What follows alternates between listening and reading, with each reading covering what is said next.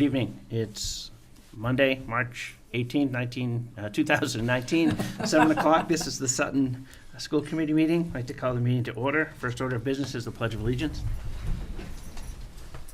I pledge allegiance to the flag of the United States of America and to the republic for which it stands, one nation, under God, indivisible, with liberty and justice for all. First order of business is the Citizens Forum.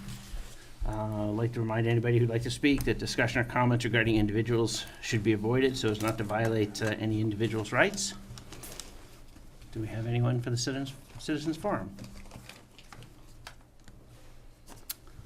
Seeing none, we'll move on to the consent agenda. The minutes from March 4th, the bill schedule from February 28th, March 7th, March 11th, and March 14th. I make a motion to approve the consent agenda as presented. Second. Any discussion? All those in favor? Aye. Next item is the Superintendent's Scholar. Mr. Friend? So it is my pleasure to recognize Aidan Michael Stewart. I'd like to start with his personal note because once I read his personal note and then I read some of his academic profile and his non-academic profile, you'll see why his personal narrative is so important. I've learned through high school that one of the most important things in life is time management. To prioritize all the aspects of my life to ensure I make time for all the things important to me, a skill I will continue to use in my future. There's a reason why he needed to learn time management. Currently, Aidan is ranked #1 in the graduating class. He has never gotten below an A for any marking grade in all of high school. He received the Certificate of Academic Excellence through the Massachusetts Association of School Superintendents. Outstanding Achievement or Excellence Awards recipient in 16 of the 20 academic classes taken in high school. Non-academic, he holds the school record holder for the indoor varsity track and field 4x800 meter relay. Current active participant, volunteer, or officer of 8 extracurricular groups, including National Honor Society, Student Council, Math Team, Environmental Club, and more. The Worcester County Mathematics League Achievement and Varsity Mathematics Competition Award recipient. So it's my pleasure to give this beautiful plaque to Aidan Michael Stewart.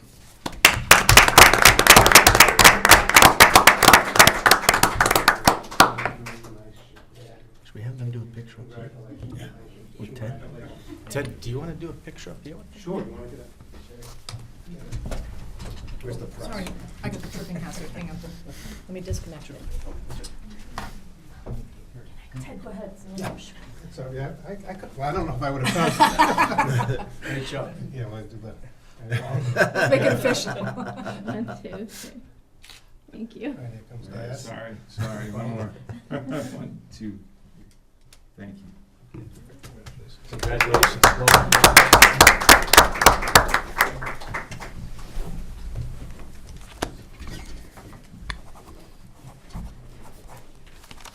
Thank you so Although this next part's pretty good. The next order of business is the student update. Sophie and Nora?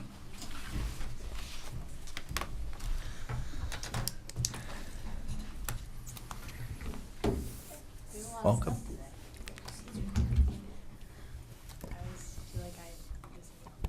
Okay, we're good to go. So I guess I'll start it off by talking about the Connections Conference that we had on Thursday, March 14th, which was a half day. That was my innovations project for my innovations class, and that was my final product that we did that day. It was a really, really great turnout. We had over 500 people at Sutton High School. We had a keynote speaker, Dr. Bettina Love from the University of Georgia, who presented with us, and she was fantastic. She ran a workshop and she did a speech at the beginning, and I got to talk with her a lot, and she was really awesome. She promotes exactly what we stand for in Connections, and she was awesome. There was over 25 workshops run by different teachers, college professors, and some students at Sutton High School.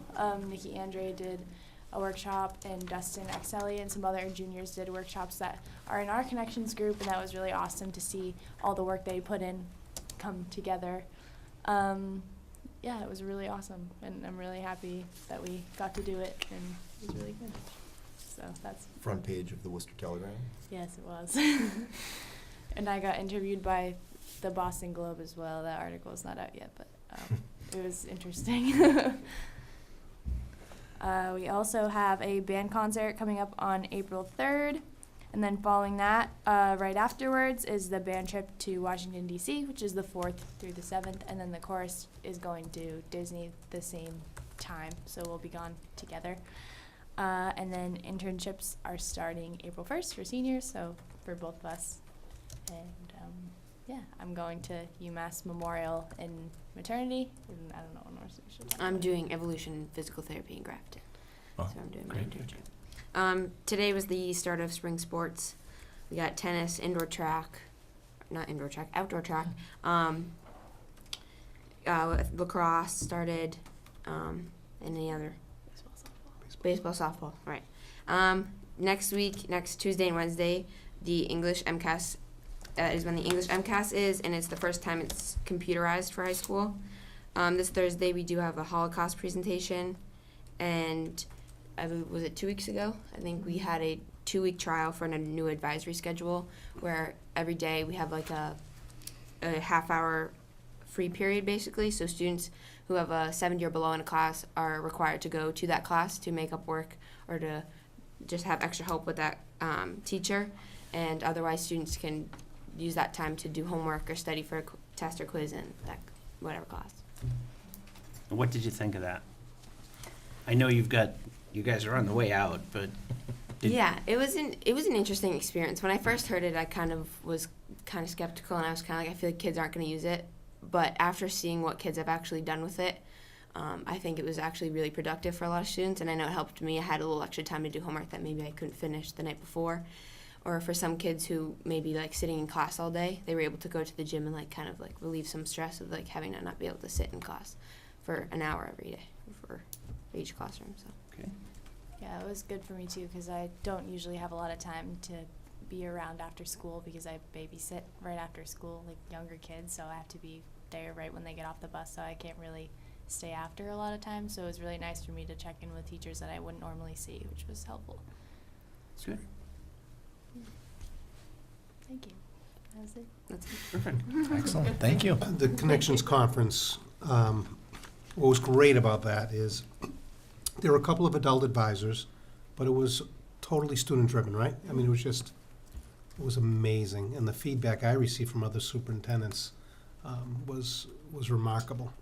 It was really, really something. They got a lot done in like 3 hours. It was amazing. Yeah, we did. Congratulations. Thank you. Well done, thank you. Thank you. The next item is a presentation on the Haiti service trip.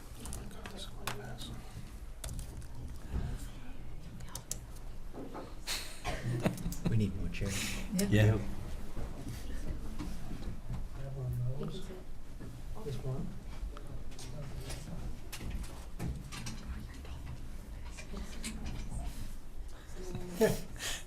Should we just stand? Come on, everybody up there. Okay, come on, guys. Good job. Go here. Yeah, come right there. Imagine if all 14 of us came.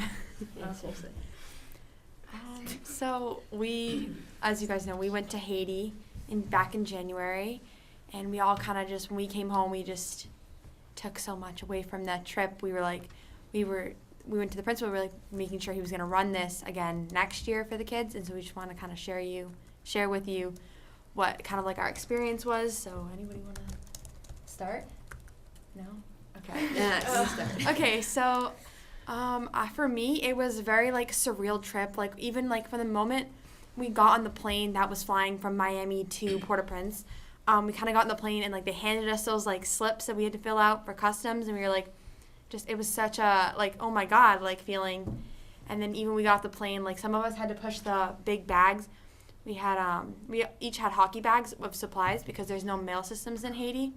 So the only way for these people to get supplies down to their orphanage is for us to bring it. So we each had giant hockey bags of that, and we put them on like maybe 4 or 5 bags on each cart, and we had to push them through the airport in Port-au-Prince. And so that was just kind of, the airport was like just a like very overwhelming and just kind of like all at once like exciting experience when we got there.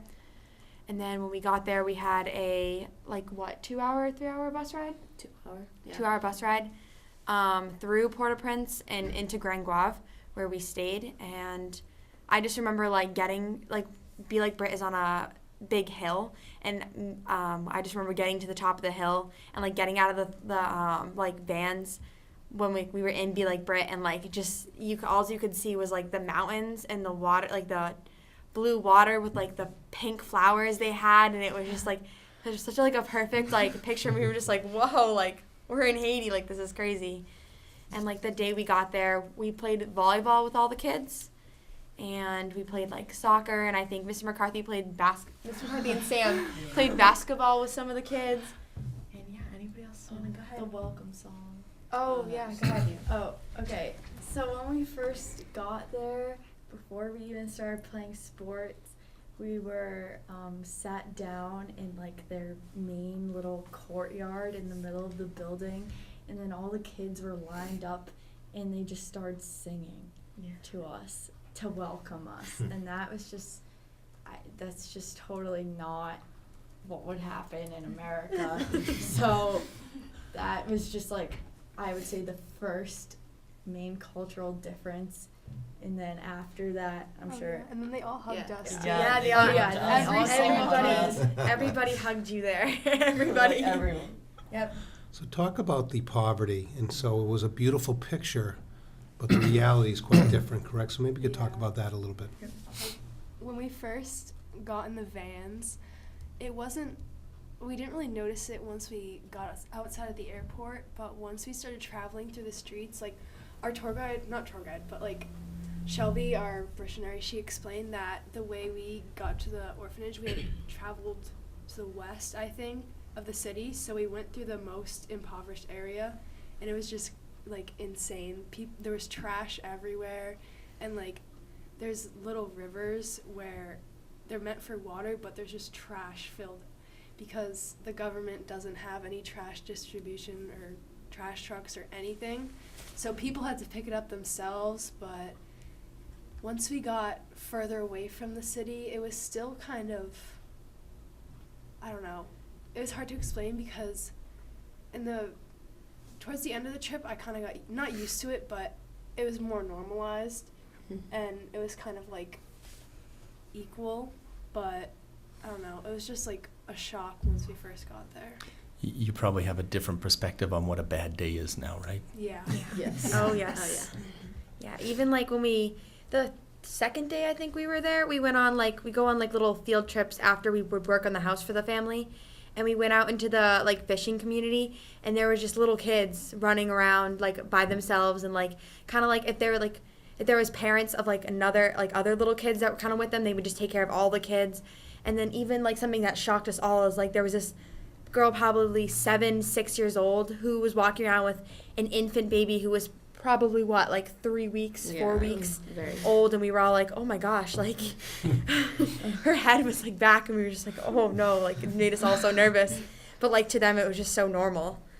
And we all just What about water? What's the difference in the water? So when you go home and you have your beautiful shower and you have an hour in the bathroom or whatever, what's the water situation when you got there? Well, go ahead, Leah. Me? Yeah. Okay.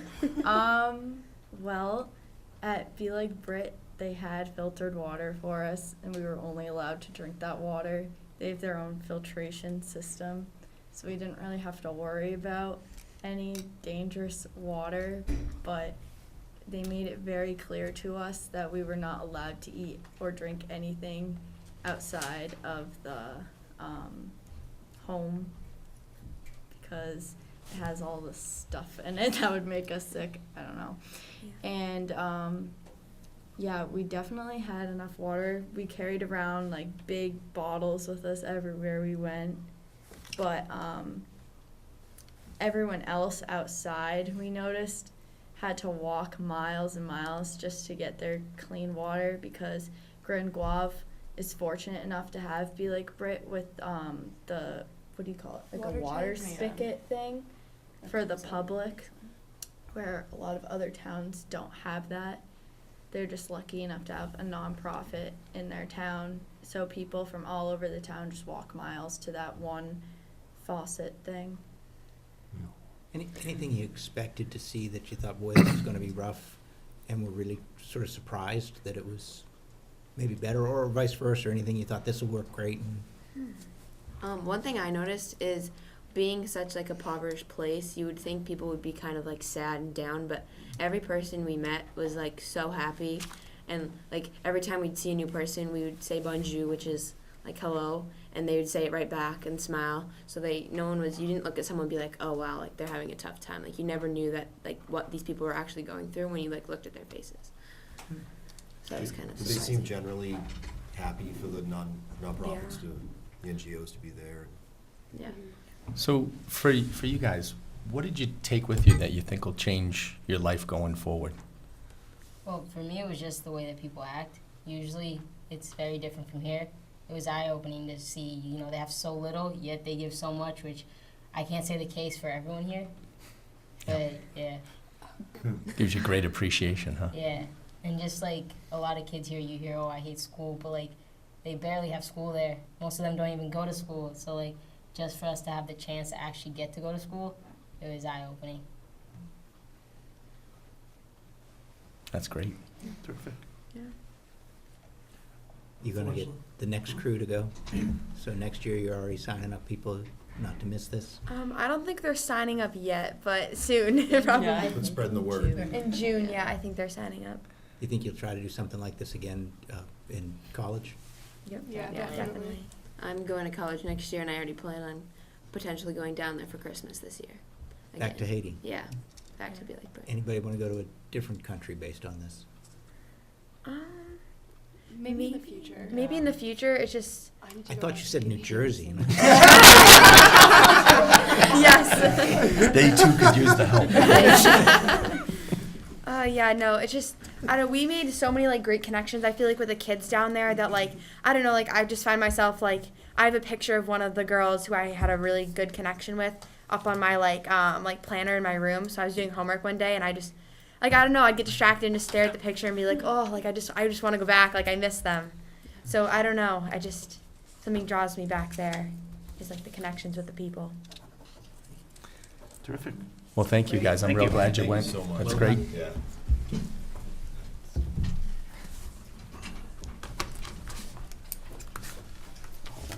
Next item is the review of the fiscal year 20 budget presentation for the FinCom.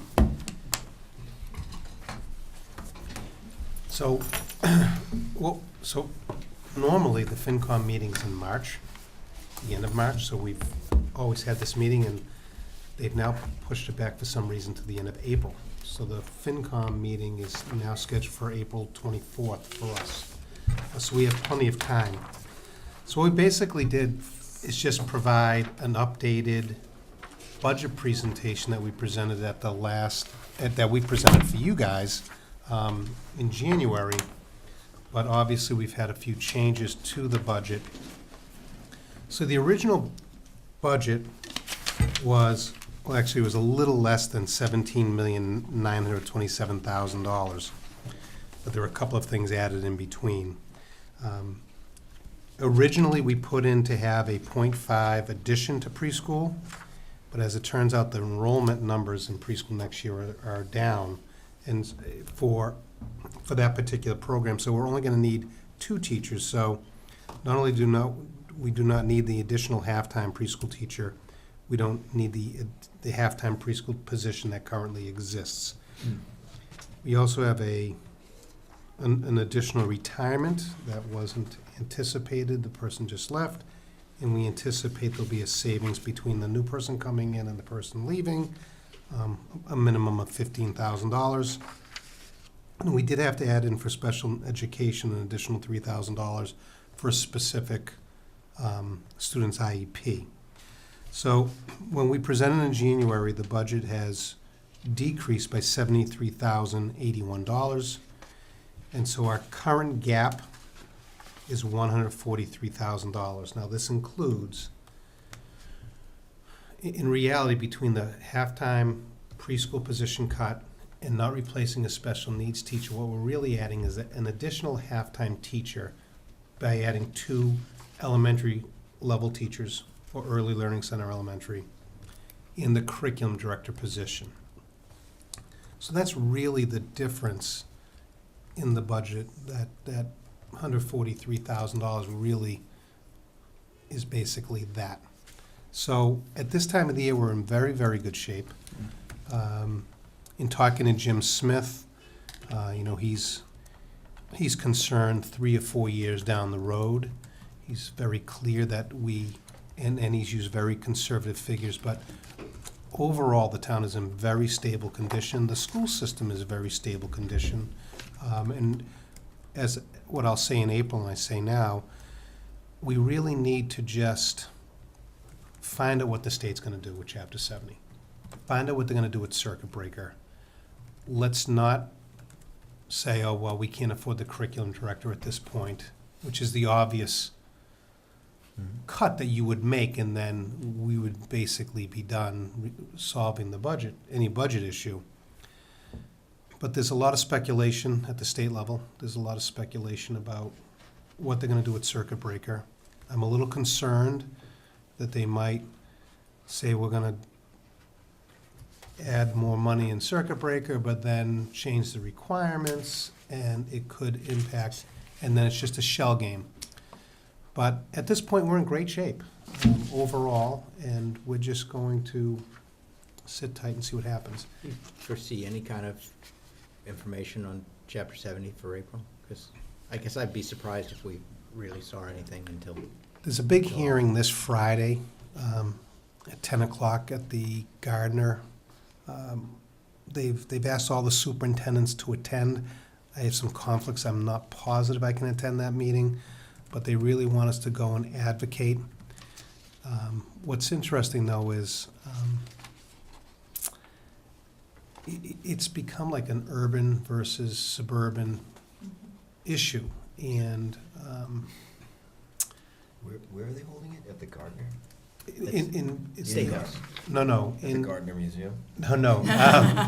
In Boston at the State House. It's the Okay. Gardner Auditorium Oh, I see. in the State House. There's a little slight advantage to the urban superintendents who are.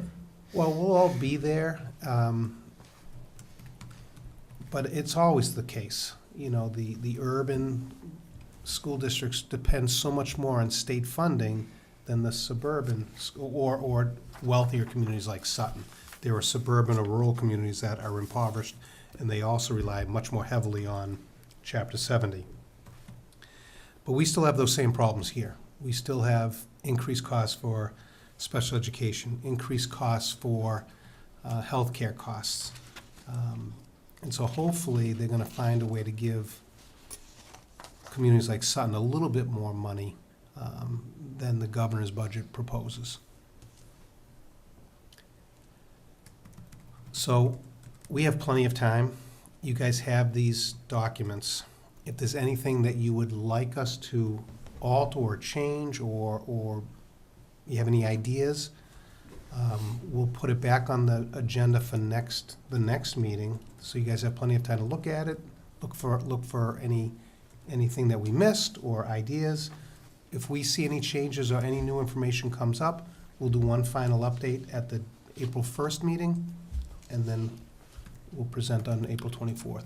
And not printing of binders, but the full detail available to anybody on FinCom, or all they gotta do is go to the website and... We've provided all the FinCom with all of the documents that we've provided the school committee, and it's all online. We keep everything online so that we want to be as transparent as possible for this community. And it's cheaper too. And it's cheaper. So we reached out, anybody who wanted a binder, we made a binder for them. Mhm. But if they didn't need one, we just made it available Mhm. online.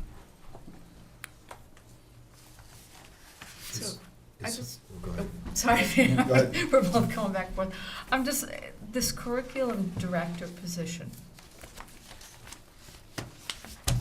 I'm just concerned as we move forward and we're trying to go in a direction that has been identified and set forth by DLT and the Vision Committee.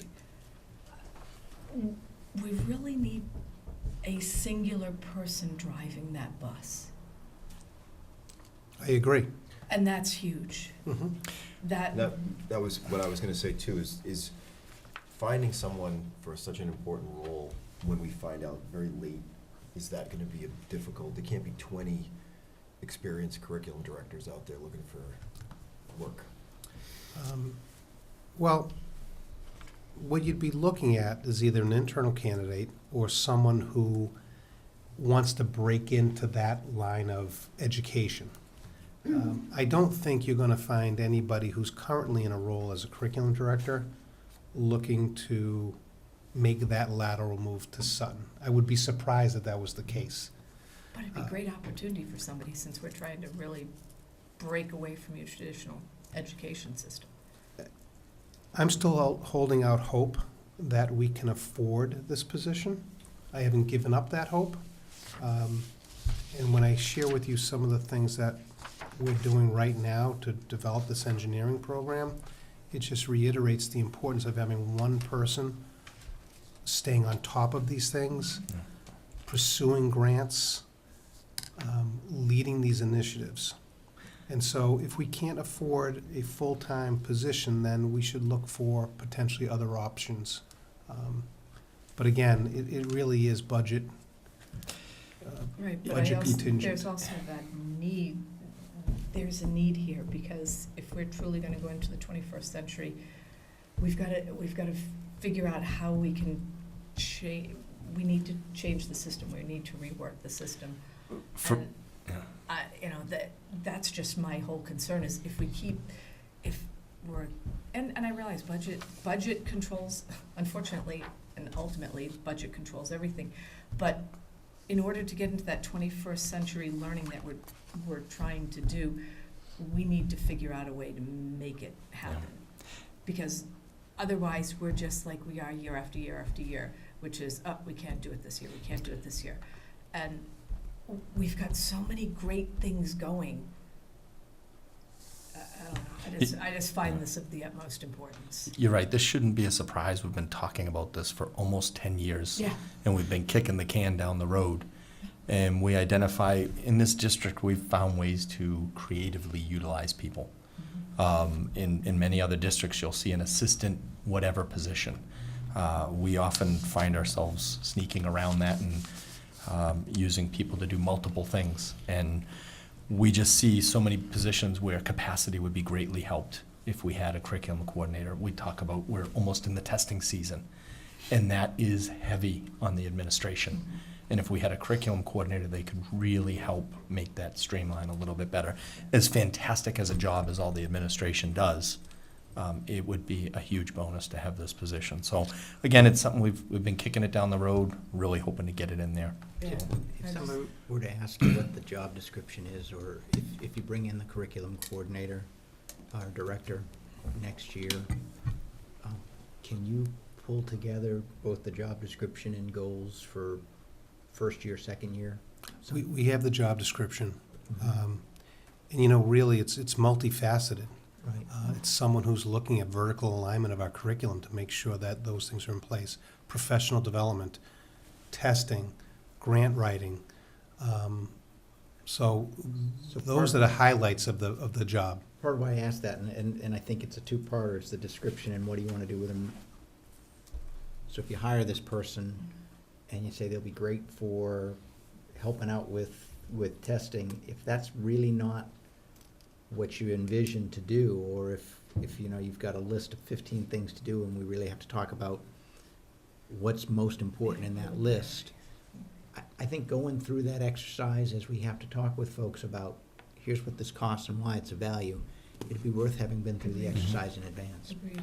And part of this position is there's a creative and innovative part to this, which is unlike, I think, any position we've ever had before.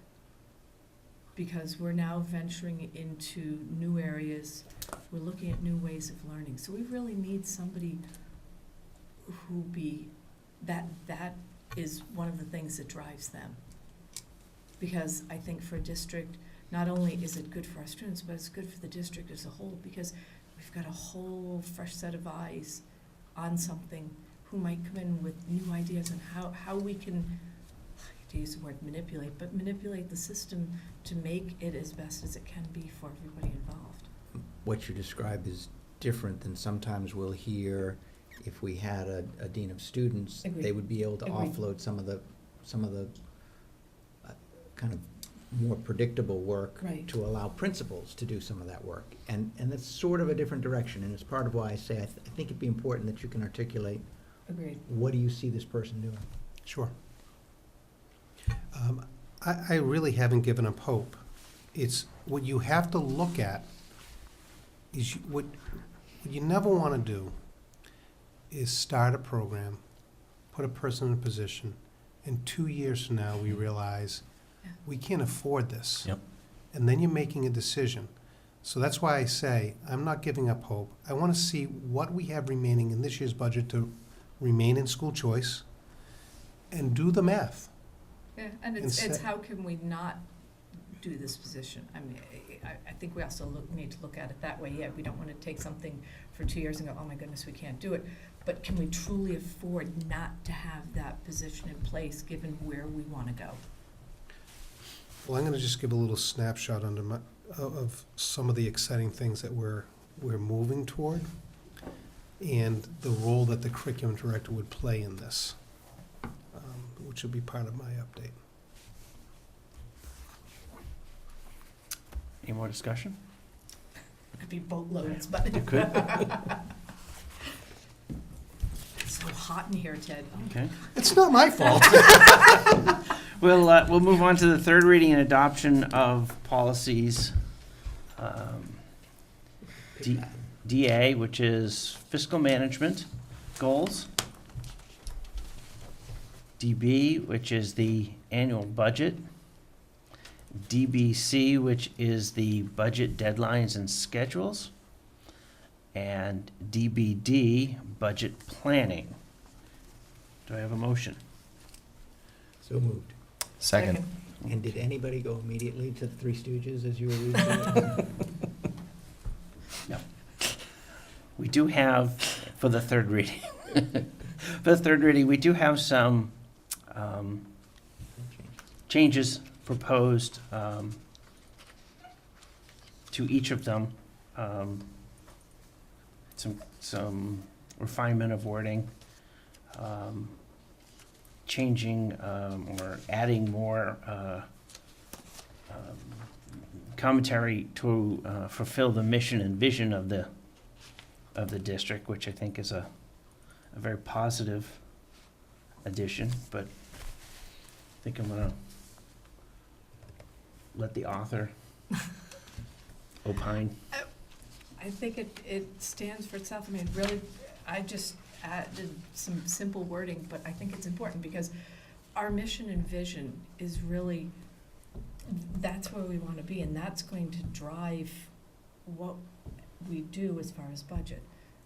So I just added those words in where I thought it was appropriate. Thank you. Okay. I don't know, I just thought it was pretty basic, 'cause I think it truly speaks to what our district does to create a budget. It's funny you say that, because today I was at the Early Learning Center, and I'm looking at our big banner, and I was reading the pillars again this morning, and I thought, it just reminds us what our focus is. It was great to read that again. And that's what I think it's just important that this be tailored to us, because other districts may do this, but we definitely do this, and that is how our budget is derived, so I thought it was important to have it there. Does that make sense? Yeah, Okay. thank you. You're welcome. So the motion is to adopt the policies as amended. I move to adopt policies DA, DB, DBC, and DBD as presented. Second. Any further discussion? All those in favor? Aye. Aye. Terrific motion, but it's all good. Well, I think the first one was presented, Okay. right? Yeah. Did It's we all do good. it? It's They're approved now. amended. It's done? They were presented with red line. The first Yep. motion was to accept them as they were. Okay, Yeah. Yep. It's all good. It's all good. And then blue is that's good. Slap my hand later. Next item is Oh, we superintendent's got to where we update. need to be. Absolutely not.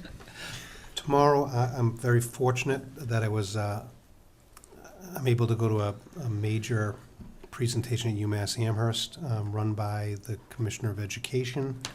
And Ed reform took place 25 years ago. He's the new commissioner. He's young, he's energetic, and he wants to create a new path forward for public education in Massachusetts. And so I'm fortunate enough that they sent out the survey for people to sign up for this program, and it was on February vacation. So all the superintendents were out of town, so I was home, and I was able to be one of the first to get signed up. So I'll be spending the day there tomorrow. I can wear jeans. He sent out this thing, wear jeans, get comfortable. It's gonna be a long day. Starts at 8 in the morning, goes till about 5, so I'm very excited about that. But what I'm really excited about is you ask about curriculum director and one of the things that they do is they network. They network with other curriculum directors, and I network with other superintendents. So the superintendent from Hopedale told me about this organization called the American Students Assistance, and they give grants. They've been around for about 60 years, and last year or 2 years ago, they did their first grant, and it was through Hopedale, and they received a pretty substantial grant to start a pathway in middle school, because their mission is you have to get the kids in middle school before they get to high school, so that they have an idea of what pathways they want to go down. And so their focus was on computer science. So I met with Mr. Goyette, and we talked about, well, what could we do in the middle school? So Mr. Goyette wrote a grant, a $58,000 grant that we would receive over the next 3 years, to focus on 3D modeling and printing, sports engineering, green engineering, and helper engineering. And the proposed pathway would be 8th graders. So we'll offer these 4 courses over 36 days or whatever the number of days are. And 8th graders have a choice. So an 8th grader who's really interested in engineering, on their elective block, they could go to all 4 of these sessions. Then we're going to marry that up with our new engineering program through Project Lead the Way. And so the kids will have a natural pathway into our engineering program. So the grant is really front-loaded. So in the first year, there would be $3,200 for our engineering teacher in the middle school to work on the curriculum and build a curriculum. There's $1,000 built in for professional development. There's $25,000 for hardware, $5,000 for student-related costs, which would be consumables for our middle schoolers. So the first year would be $34,000. The second year, $1,600 for curriculum development, so the teacher can refine the program, $1,000 for professional development, $5,000 for hardware, and each year it's $5,000 for consumables. And so that carries out to the third year for a total of $58,600. So it went through the first screening process, and they are coming for a site visit on March 25th. So we're very, very excited that we got to that point. So that's step one. So most of these grants, I don't know of any grants that pay for a staff member, but they get you the money to get up and running. Project Lead the Way is also a great organization, and they've been around for quite a while. And so we're going to be sending John, why isn't the last name coming to me? John, our science teacher at the high school. John Stone, who's just fabulous. I went into one of his classes there. He wasn't in the room, and there were some AP students in there, and I said, John's just the best. They just love him. He's so smart. I was thinking that I think he's going to be potentially the next Mr. Bailey, but we'll see about that. That's a big shoes to fill. But this year, for the first time, Project Lead the Way is giving a $5,000 startup grant. So we get a $5,000 startup grant, which will help offset the cost of the training for John. So that's fantastic. So next year, we will have an engineering program in our high school and an engineering pathway. If we get this other grant, then it'll actually start in middle school. And it's my hope that after this first year, we start to move that down a little bit lower. So the first year, next year, 8th grade has choice for electives. Hopefully the following year, 7th grade, will have some choice in electives, so the kids can start exploring what they may want to do in high school. On another note, I've talked about this a number of times. There are a number of new superintendents in the Blackstone Valley, and they are really, really energized about working on this consortium stuff. We have been meeting every other week. We've lined up 2 teachers from Uxbridge who run this. Uxbridge has some amazing things going on with engineering, and they're connected to the hub in Northborough. So there are 2 teachers that are interested. They've built the curriculum. It's all web-based. It's all through Google Classroom. And so we're hoping to get off the ground next year, 1 course, where the smaller districts like Douglas and Sutton and Blackstone Millville and Hopedale, all of these towns that have really small populations, we can't afford all of our own programs. And the goal is to get 1 up off the ground. We identify 2 or 3 kids in Sutton. They take this manufacturing engineering course. The buzzword is blended learning now, so they do some of it online, and they do some of it face-to-face. They work on projects together. The way the program's set up, that if they build a project in Sutton, they send it to a 3D printer in Uxbridge. They all can meet, work on the projects together. So it's pretty exciting. We're really working hard. We've written letters to our legislatures, representatives, to inform them of what we're doing, to plant the seed that in the future, getting some seed money to get this up and running.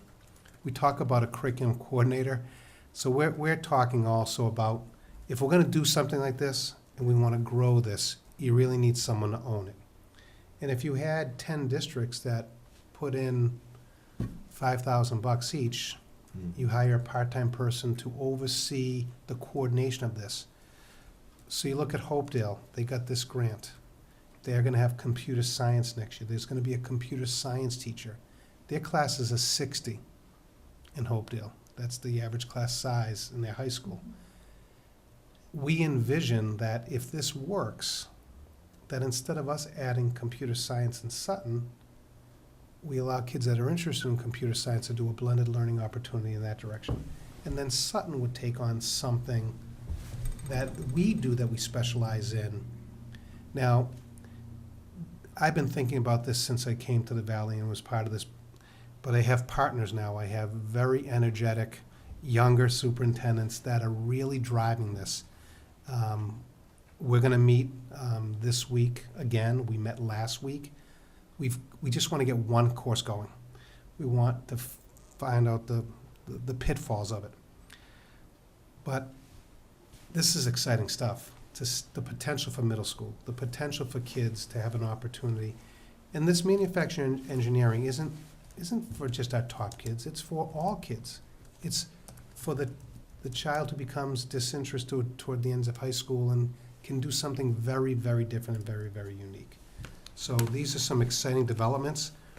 I hope I haven't blown it by mentioning it here tonight, and that I hope we get the grant. So it's pretty exciting things happening.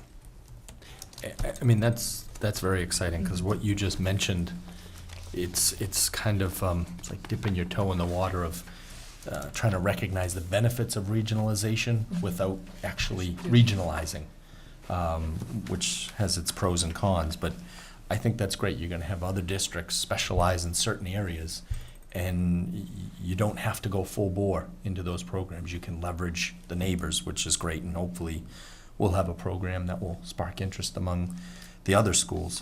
One of the things, engineering is great. We're seeing a lot of interest in that. We had mentioned earlier that we had room space in the high school or middle school that, we thought we could use for various programs. Is that still available, and could that be something that would be a consistent engineering location? No. Okay. And the short answer is no. But we, our teachers will be teaching the engineering program, and they'll have the robotic equipment and those things in those classrooms. But right now, every classroom is used in the middle and high school. Okay. The way they did MSBA, the way MSBA does building projects, high schools, when you go through MSBA, do not build enough classrooms for every teacher. That's how it's done. So, but in the middle school, when they were first doing it, there were extra classrooms in the middle school. So we were able to move our foreign language department in the middle school to take those classrooms. So that's the only reason why we don't have classroom space. All right, because I know a couple of years ago, we talked about potentially leasing out Yes. space because we had it. The language department is in those rooms Yeah, now. okay. Correct. All right. We do have space in the second floor of the elementary school that our aftercare program uses. Okay. This is great. Yeah. It's exciting. That's what I want education to be. I want it to be exciting, and this is wonderful. It's energizing. Yeah.